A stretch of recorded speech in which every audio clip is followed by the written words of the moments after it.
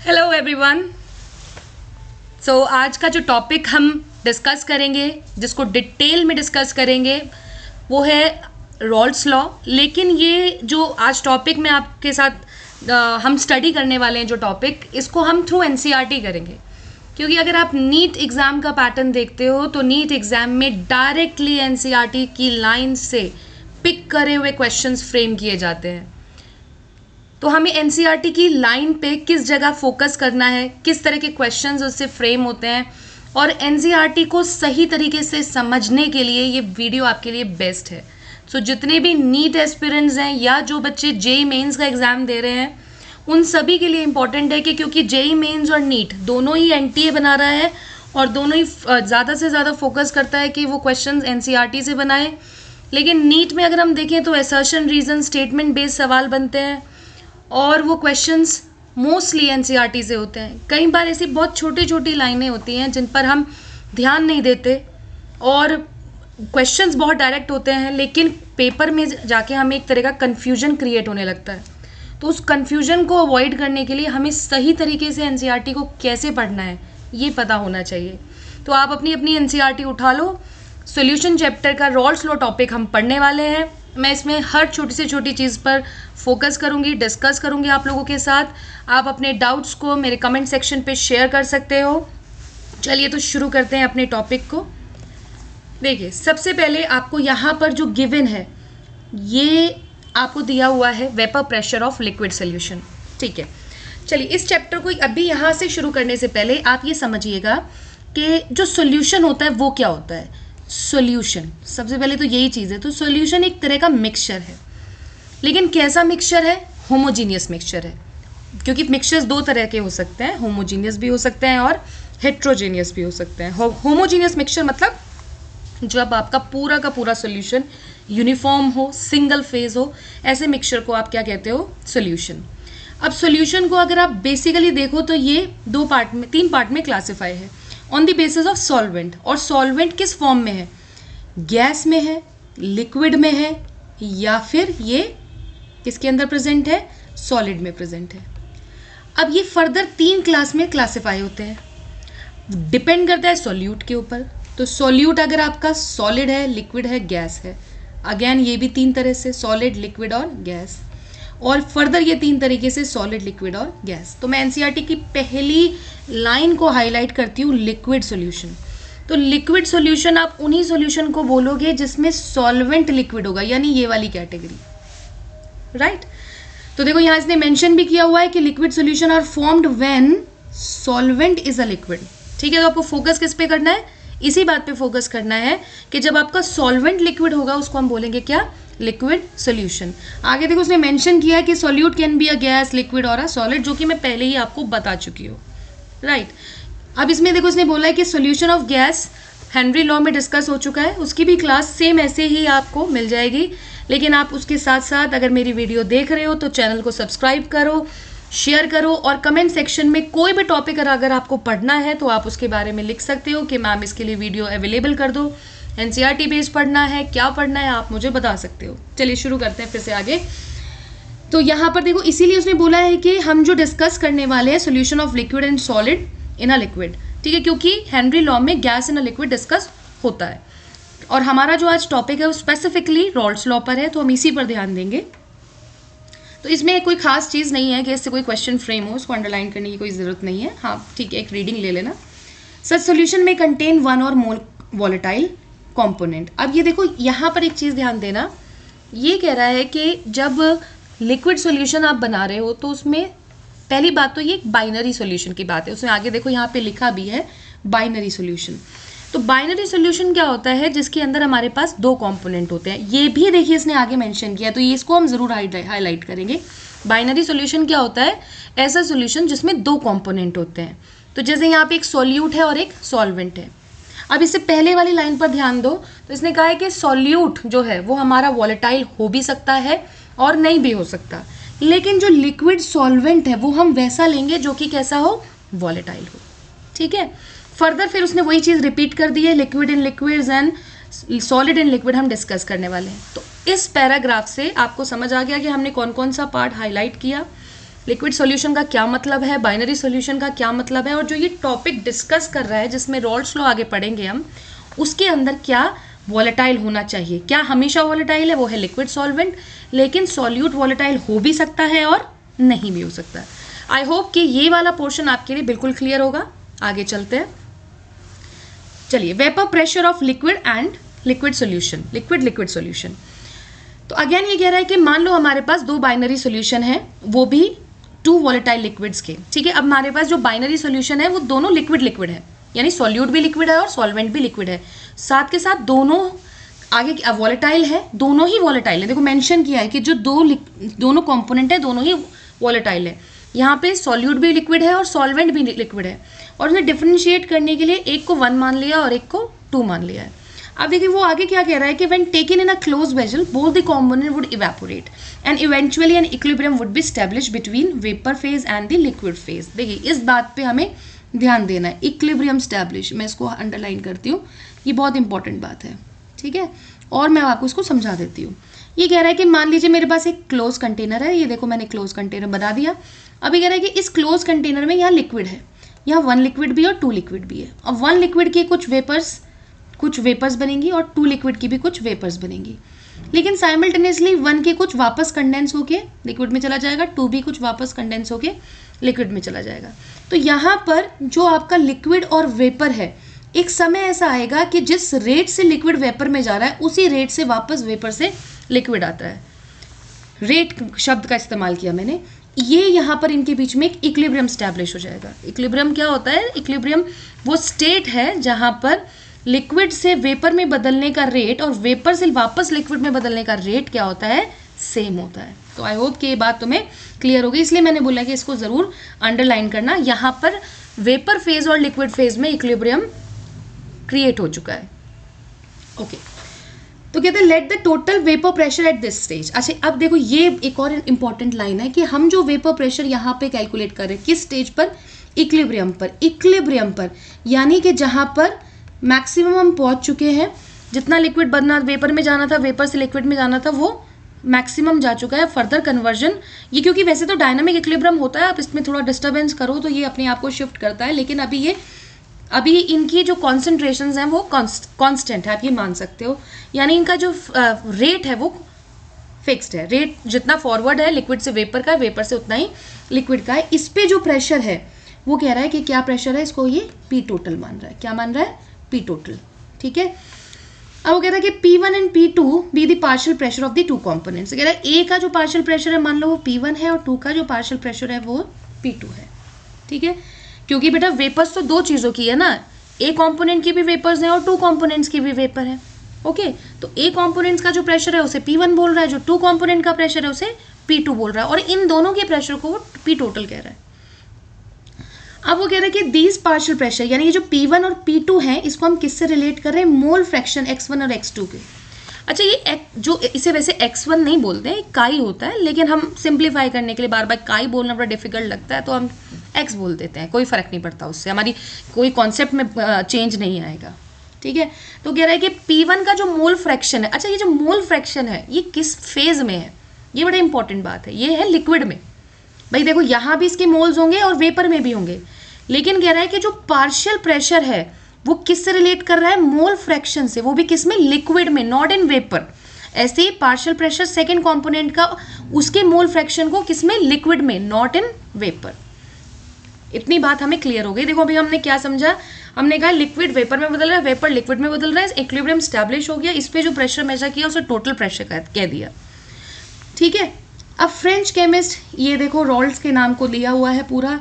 अब इसने इनके बीच में एक रिलेशन डेवलप किया, किसके बीच में रिलेशन? पार्शियल प्रेशर और मोल फ्रैक्शन के बीच में, ठीक है। ध्यान रखना कि आपके जो दोनों कंपोनेंट हैं दोनों वॉलेटाइल थे। आगे देखें, अब बड़ी इंपॉर्टेंट बात कही है इसने, इस पे स्टेटमेंट बेस्ड डेफिनेटली सवाल बन सकता है रॉल्स लॉ पे, ठीक है। ये कह रहा है क्योंकि डेल्टन ने अलग चीज़ कही थी और रॉल्स लॉ अलग चीज़ कह रहा है। कई बार बच्चे से डेल्टन से रिलेट कर देते हैं, नहीं।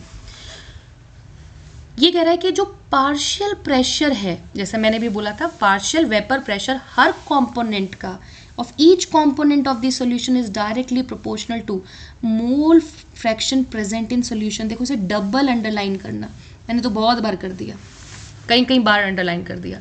तो मोल fraction present in solution, solute जो जिसके वेपर प्रेशर को आप मेजर कर रहे हो ना, वो कितना पानी में या लिक्विड फेज में प्रेजेंट है, उस बात पे डिपेंड कर रहा है, वेपर फेज पे डिपेंड नहीं कर रहा है। समझ गए? तो यहाँ पर partial pressure 1 is directly proportional mole fraction of A component. और इसने यहाँ पर, ये हेनरी से थोड़ा सा डिफरेंट है, हेनरी ने भी यही चीज़ कही है, लेकिन वहाँ उन्होंने कांस्टेंट, हेनरी कांस्टेंट यूज़ किया है। यहाँ पर जो कांस्टेंट है दैट इज़ दी, जब प्योर लिक्विड है यानी ए और बी कॉम्पोनेंट नहीं है, सिर्फ ए कॉम्पोनेंट है, प्योर कॉम्पोनेंट 1 है, तब जो प्रेशर मेजर किया हुआ है ये उसको बोल रहा है। तो यहाँ से देखो बहुत इंपॉर्टेंट रिलेशन आया। सेम एज इट इज़ इसने किसके लिए किया है? x2 के लिए। तो इसमें ध्यान रखना है जो पार्शियल प्रेशर है वो मोल fraction of that component in solution की बात कर रहा है। ओके, अच्छा, अब यहाँ पर हम भाई डेल्टन भाई साहब का इस्तेमाल करने वाले हैं। डेल्टन याद होगा, तुमने स्टेट्स ऑफ मैटर में पढ़ा है। मैं जानती हूँ कि स्टेट्स ऑफ मैटर अभी नीट के सिलेबस से, जेईई मेंस के सिलेबस से हट चुका है, जेईई मेंस नीट से तो हट ही चुका है, ठीक है, लेकिन इंपॉर्टेंट है। तो Dalton's law of partial pressure थोड़ा याद दिला देती हूँ मैं आपको। Dalton's law of partial pressure क्या कहता है? Dalton's law of partial pressure कहता है कि मान लीजिए एक कंटेनर के अंदर हमारे पास ABC गैस है, ए का पार्शियल प्रेशर PA है, इसका PB है और इसका PC है, और ये गैस कैसी है? आपस में रिएक्ट नहीं करती हो। भाई तुम्हें समझ नहीं आ रहा है ये आपस में रिएक्ट करने वाली क्या बात है? ये बात बहुत सिंपल है। जैसे अमोनिया है, इसको आप डाल दो HCl में, या HCl इसके साथ डाल दो तो ये अमोनियम क्लोराइड बन जाता है, तो रिएक्ट कर गया। तो उसने कहा इस तरह की गैसेस के लिए एप्लीकेबल नहीं है। मान लो आपने हीलियम, नियॉन ले रखी है और नियॉन के साथ तुमने हीलियम डाल दी, हीलियम के साथ तुमने हाइड्रोजन डाल दिया, ऑक्सीजन डाल दिया, N2O2 डाल दिया, रूम टेम्परेचर पे वो भी रिएक्ट नहीं करते। नहीं तो हमारी सारी ऑक्सीजन नाइट्रोजन के साथ रिएक्ट करके नाइट्रिक ऑक्साइड बन जाता, नाइट्रोजन डाइऑक्साइड बन चुका होता है। ऐसा नहीं है। वो कह रहा है कि जो अपनी नॉन रिएक्टिंग गैसेज हैं, जैसे मैंने आपको एग्जांपल बताया, उनके लिए एप्लीकेबल होता है। अब होता क्या है भाई ये बताओ? होता ये है कि अगर मेरे पास कोई नॉन रिएक्टिव गैसेज हैं तो जो टोटल प्रेशर होगा इस पूरे कंटेनर का वो इनके पार्शियल प्रेशर का सम होगा। बहुत सिंपल सी बात है, ठीक है। तो इसने कहा अब डेल्टन को उठा लो भाई, डेल्टन को उठा लिया। उसने कहा देखो दो कंपोनेंट थे P1 P2, यही तो डेल्टन लॉ ने कहा। अब P1 यहाँ पर जो निकालना है वो कैसे निकालना है? वो आप निकाल चुके हो। P1 है मोल फ्रैक्शन उस कंपोनेंट का इन लिक्विड और प्योर का। ऐसे ही P2 है, देखो पुट कर दिया। अब मान लो तुम्हारे पास सवाल बन जाए, वो सारा जो क्वेश्चन है वो उसमें x1 नहीं दिया है, वैसे कोई बड़ी बात नहीं है। अगर आपको x1 नहीं दिया है तो आप x2 1 माइनस x2 से निकाल सकते हो, लेकिन फिर भी इसने इस फॉर्म में इसको लिख कर दिया है, कुछ नहीं किया इसमें, x1 को x2 कंपोनेंट में बदल दिया। तो देखो ये हमारे पास रिलेशन डेवलप्ड हो गया। ये बड़ा इंपॉर्टेंट रिलेशन है, ये पता होना चाहिए। चलिए तो अब देखो कंक्लूजन्स पे ध्यान देंगे, यहाँ से स्टेटमेंट बेस्ड सवाल बन सकते हैं। ये कह रहा है टोटल वेपर प्रेशर जो सॉल्यूशन के ऊपर, क्योंकि प्रेशर तो वेपर से लगाएंगे ना, और वेपर सॉल्यूशन के ऊपर है, वो किसके साथ रिलेट करता है? मोल fraction of any one component. देखो हमने रिलेट कर दिया ना, किसी एक कंपोनेंट के साथ आप रिलेट करके बता सकते हो। ये इक्वेशन आपको यही बता रही है, x2 की फॉर्म में भी बता सकती है और x1 की फॉर्म में भी बता सकती है। दूसरी चीज, total vapour pressure over the solution varies linearly with mole fraction of component 2। अब लीनियरली है तो इसको y is equal to mx plus c को क्या करना होगा? प्रूफ करना होगा भाई, ये इसको रिलेट कर रही हो। तो देखो कैसे करती है। अगर हम टोटल प्रेशर का कर्व बना दें किसके साथ? x2 के साथ, तो क्या ये इक्वेशन बन गई? देख लेते हैं जरा। P1 not plus P2 not minus P1 not is equal to x2। तो अगर ये मेरी y एक्सिस है, दिस फॉर x एक्सिस, यानी मैं P और x2 की टर्म में क्या बना रहे हैं? हम एक कर्व बना रहे हैं, ग्राफ बना रहे हैं, कर्व नहीं ग्राफ बना रहे हैं। तो ये तो कांस्टेंट हो गया भाई, इसको c बोल देते हैं, और ये हो गया हमारा m। ठीक है, y is equal to mx plus c, slope हमारा पॉजिटिव है। तो यस, तो इसीलिए इसने कहा है कि जो टोटल प्रेशर है वो मोल फ्रैक्शन के डायरेक्टली क्या है? लीनियरली उसके साथ रिलेटेड है। तो ये लीनियर शब्द का मतलब आपको समझ आ गया। नेक्स्ट कहता है depending upon the vapour pressure of the pure component 1 and 2, total vapour pressure over the solution decrease on और increase with the increase in the mole fraction of the component. हाँ, ये तो अभी तो हमने बोला कि भाई लीनियरली डिपेंड कर रहा है। तो ये कह रहा है कि जो वेपर प्रेशर है प्योर कंपोनेंट का A और 2 का, ठीक है, प्योर कंपोनेंट का जो वेपर प्रेशर है वो क्या कर रहा है? Vapour pressure of the pure component 1 and 2, यानी जब मान लो अगर 1 है तो 2 नहीं है, 2 है तो 1 नहीं है, तो जो टोटल वेपर प्रेशर उसने बोला है वो जैसे ही मोल फ्रैक्शन बढ़ाओगे फर्स्ट कॉम्पोनेंट का या घटाओगे तो मोल फ्रैक्शन वेपर प्रेशर भी क्या होगा, बढ़ेगा और घटेगा। ठीक है, यानी ये कह रहा है कि कॉम्पोनेंट 1 पे डिपेंड कर रहा है। ओके, चलिए आगे देखते हैं। तो इसने कहा प्लॉट P1 और P2 versus mole fraction x1 and x2 for a solution gives a linear plot. ये हम देख चुके हैं, ठीक है, ये बात हमें समझ आ गई है। These lines pass through the points for which x1 and x2 are equal to unity, जहाँ पर 1 होगा। चलिए अब मैं प्लॉट से ही आपको इसको समझा देती हूँ, ग्राफ पे ही चल लेते हैं सीधा। देखिए ये जो पूरी स्टेटमेंट इन्होंने बोला है ये ग्राफ पर बेस्ड है, इस ग्राफ को इलेबोरेट कर रहा है। ये कह रहा है कि ये देखो 1 कॉम्पोनेंट है, ये सेकेंड कॉम्पोनेंट है, तो इसने कहा जब प्योर 1 है तो ये जो प्रेशर होगा ये प्योर 1, ये वेपर प्रेशर की y एक्सिस पर वेपर प्रेशर है और x एक्सिस पर मोल फ्रैक्शन है। तो जब सिर्फ एक कॉम्पोनेंट होगा ये किसके बराबर होगा, vapour pressure of pure A। जब x2 1 होगा तो ये किसके बराबर होगा, वेपर प्रेशर ऑफ किसका, प्योर 2 कॉम्पोनेंट का। राइट, ये उल्टा भी हो सकता है। देखो यहाँ या इस कर्व के हिसाब से अगर हम देखें तो इसने कहा है कि P1 छोटा है और P2 बड़ा है, लेकिन ये उल्टा भी हो सकता है। ये तो एक कर्व इसने बना दिया, इसका रिवर्स कर्व भी फ्रेम हो सकता है, उसमें कोई दिक्कत नहीं है। और उसने कहा है कि ये जो लाइन है देखो यहाँ पर x1 0 है, तो ये जो लाइन है ये पार्शियल प्रेशर 1 कंपोनेंट का शो कर रही है, और ये वाली जो है ये पार्शियल प्रेशर 2 कंपोनेंट का शो कर रही है, और ये वाली जो एक्सिस है ये टोटल प्रेशर शो कर रही है, जो कि हमें पता है P1 प्लस P2 के बराबर है। ठीक है, तो यही सारी चीज़ें इस जगह बोली गई हैं और कुछ नहीं है। ठीक है, ये इसका इंटरप्रिटेशन है। अब देखो मैंने बोला था x2 क्या होता है, मोल फ्रैक्शन ऑफ 2 इन किसमें, इन सॉल्यूशन में, करेक्ट। अगर आपको किस में निकालना है बेटा, mole fraction in vapour phase निकालना है, मोल फ्रैक्शन वो भी किस में निकालना है, इन किसमें, वेपर फेज में, तब हम y का इस्तेमाल करते हैं। y बहुत सिंपल है। y क्या होता है, देखो ये बिल्कुल जैसा आपने डेल्टन्स में पढ़ा होगा कि पार्शियल प्रेशर का फॉर्मूला क्या होता है, partial pressure of the component is directly proportional to the mole fraction. ठीक है, और प्रोपोर्शनलिटी हटाने के लिए अब यहाँ मैं मोल फ्रैक्शन वेपर का लिख रही हूँ तो इसलिए y इस्तेमाल करूँगी, तो P1 is directly proportional to y1। Proportionality हटाने के लिए हम P टोटल लिखेंगे, तो y1 इंटू क्या हो गया, P टोटल। तो ये हम जब Dalton's law of partial pressure use करते हैं तब इसे निकालना सीखते हैं। लेकिन अभी जो आपको रॉल्स ने बताया था, उसने कहा था कि जो पार्शियल प्रेशर होता है वो किसके डायरेक्टली प्रोपोर्शनल है, वो प्रोपोर्शनल है मोल fraction of that component in liquid, और यहाँ पर हम क्या लिखते हैं, प्योर P1 नॉट। तो यहाँ से मोल फ्रैक्शन आ गया वेपर फेज में क्या, partial pressure of that component upon total pressure, ऐसे ही आ जाएगा आपका क्या, P2। राइट, तो आपको वेपर फेज में क्या रिलेशन है मोल फ्रैक्शन का और लिक्विड फेज में क्या रिलेशन है ये पता होना ज़रूरी है। अब देखिए बड़ा इंपॉर्टेंट स्टेटमेंट है। मान लीजिए आपके पास नीट में क्वेश्चन आए, आपको बताना है ट्रू और false. Raoult's law is a special case of Henry's law और Henry's law is special case of Raoult's law. ठीक है, तो आपने स्टेटमेंट पढ़ी है तो आप बता सकते हैं। मैं आपको पहले भी बता चुकी हूँ कि हेनरी ने क्या कहा। देखो हेनरी लॉ ने, इस पूरी स्टेटमेंट का मैं आपको यहाँ पर मैं अंडरलाइन भी कराऊंगी आपको, ये बहुत इंपॉर्टेंट है। हेनरी ने कहा कि जो पार्शियल प्रेशर होता है किसी भी गैस का जिसको आप डिसॉल्व कर रहे हो, या आप ऐसे समझो पार्शियल प्रेशर से भी नहीं कहते हैं उसको, हम इस तरीके से कहेंगे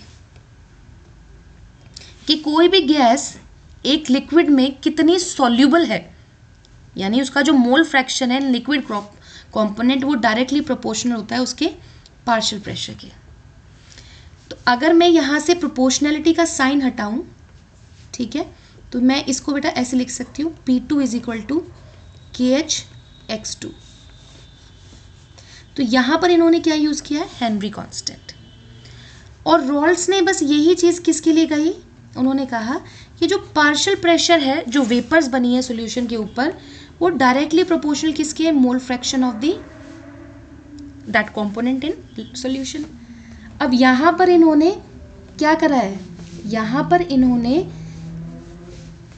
P2 प्योर लिया है कांस्टेंट की फॉर्म में, राइट। तो इसीलिए हम बोलते हैं कि जो रॉल्स लॉ है वो एक स्पेशल केस है किसका, हेनरीज लॉ का। तो vapour pressure of volatile component in a given solution is given by this, ठीक है। वॉलेटाइल कंपोनेंट का हम ऐसे देते हैं, in the solution of the gas in the liquid one of the component so volatile that it exist as a gas. Henry law मतलब जब आप गैस इनटू लिक्विड देखते हो तो गैस तो हमेशा वेपर फॉर्म में, उसका कुछ ही अमाउंट सॉल्यूबल होगा, ठीक है। तो ये यहाँ पर कह रहा है, तो कह रहा है हेनरी लॉ इसलिए इस तरीके से रिलेट करता है। अब ये दो इक्वेशन बन गई। वो कह रहा है कि अगर इन दोनों इक्वेशन को मैं रिलेट करूं रॉल्स लॉ के लिए या हेनरी लॉ के लिए, तो आपको दिखाई दे रहा है कि partial pressure of volatile component या गैस दोनों ही डायरेक्टली प्रोपोर्शनल किसके हैं, मोल fraction of solution of that component in a solution. एक स्टेटमेंट में बार बार बोल रही हूँ, दोनों ही ये कह रहे हैं कि जो पार्शियल प्रेशर है वॉलेटाइल कंपोनेंट का या गैस का, वो किसके डायरेक्टली प्रोपोर्शनल है, मोल fraction of that component in solution. Solution में उसका कितना मोल फ्रैक्शन है, इसके डायरेक्टली प्रोपोर्शनल है।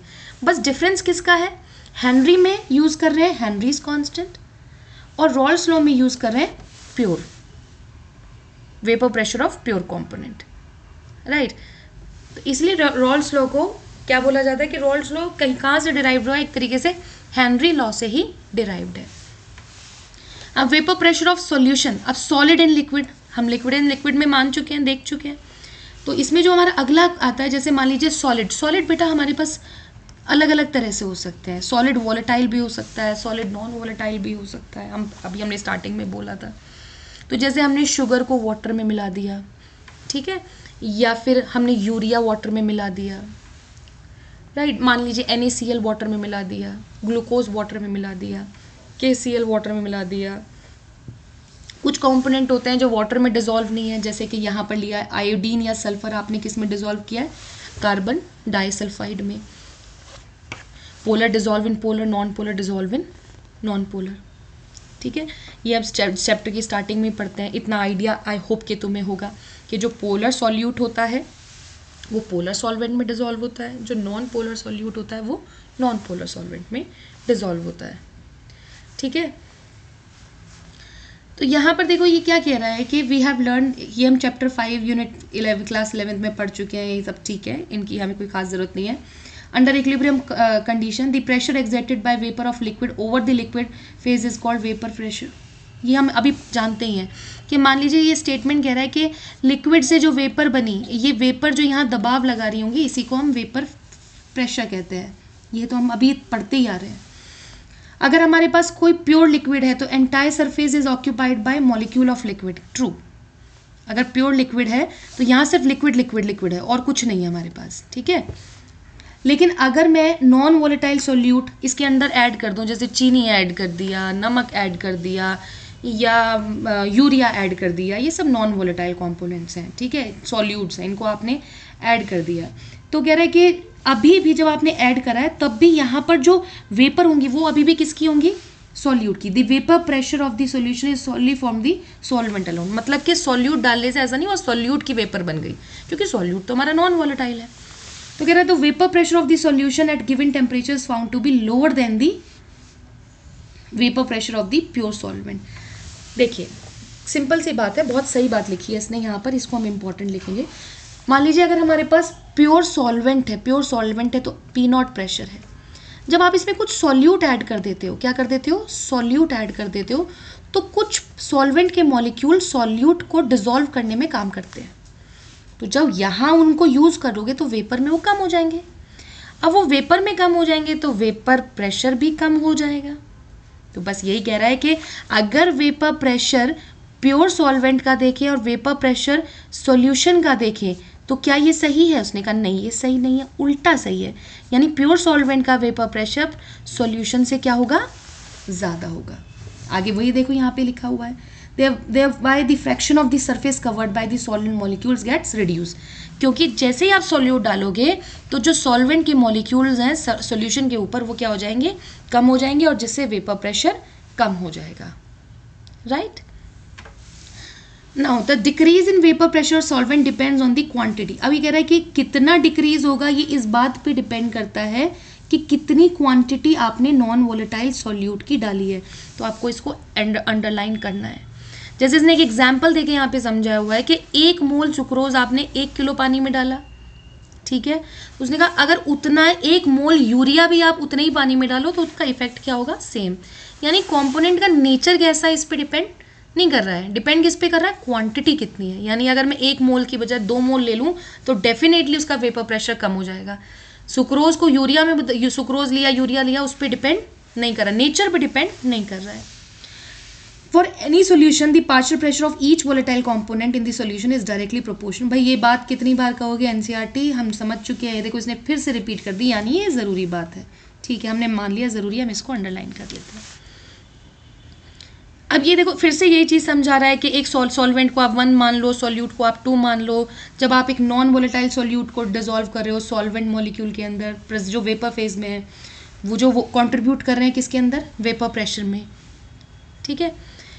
तो यहाँ पर इसने फर्दर इसको एक्सप्लेन किया है। मैंने इसको आगे स्टॉप इसलिए किया हुआ है कि आगे मैं इसको नहीं एक्सप्लेन कर रही हूँ, क्योंकि बेटा अब यहीं से आपका शुरू हो जाएगा क्या, क्वालिटेटिव प्रॉपर्टीज़, बस यहीं से शुरू होती है। तो आपने अभी जो यहाँ पर समझा है ये पूरा का पूरा रॉल्स लॉ है डिटेल में। मैं चाहती थी कि सिर्फ हम रॉल्स लॉ तक के टॉपिक को ही आज की क्लास में कवर करें। तो रॉल्स लॉ में आपने कुछ टर्म्स को समझा, लिक्विड सोल्यूशन, आई होप कि आप अपनी एनसीईआरटी को भी साथ साथ अंडरलाइन कर रहे होंगे। बाइनरी सोल्यूशन क्या है, vapour pressure, liquid and liquid solution का आपने पढ़ा, सॉलिड एंड लिक्विड का आपने पढ़ा, ठीक है। एक जब दोनों कॉम्पोनेंट वॉलेटाइल हैं, एक बार एक कॉम्पोनेंट वॉलेटाइल है। रॉल्स लॉ एक्चुअली क्या कह रहा है, हम रॉल्स लॉ को स्पेशल केस क्यों बोलते हैं हेनरीज लॉ का, ये सब चीज़ें आपको आई होप क्लियर होंगी। और किस लेक्चर किस टॉपिक पे मैं आपके लिए एनसीईआरटी वीडियो बना सकती हूँ, आप मुझे डेफिनेटली कमेंट सेक्शन में लिखना। और इसकी पीडीएफ अगर आपको चाहिए तो आप मुझे बता सकते हैं, मैं ये भी आपका अपलोड कर दूँगी, यहीं पर आपको मिल जाएगी, ठीक है। Thank you so much, hope you like this. आप अपने टॉपिक्स को पढ़िए, रिवाइज कीजिए, क्योंकि सिर्फ एक बार सुनने से कुछ नहीं होगा, आपको इसको खुद भी पढ़ना है। हाईलाइट करिए, हाईलाइट करना इसलिए ज़रूरी है क्योंकि जब आप हाईलाइट करेंगे तो आप इसको जब दोबारा रिवाइज करेंगे तो आपको कम समय लगेगा। एनसीईआरटी पढ़ना है क्योंकि आपके क्वेश्चंस एनसीईआरटी से फ्रेम होते हैं। Thank you so much. Hope you like the session. If you really like this session, so don't forget to subscribe it, share with your friends and like it.